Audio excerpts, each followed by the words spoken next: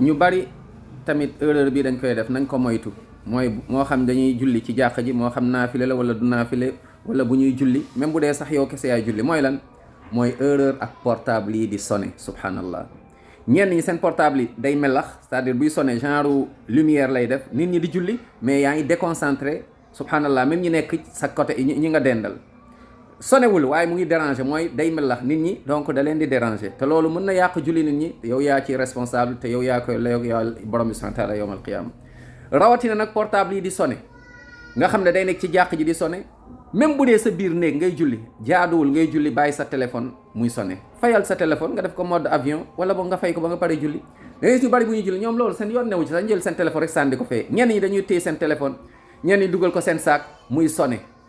ñenn ñi encore pire nga gis musique, subhanallah, li yàlla xaraamal moom mooy sonné fekk moom mu ngi julli muy jàng alxuraan.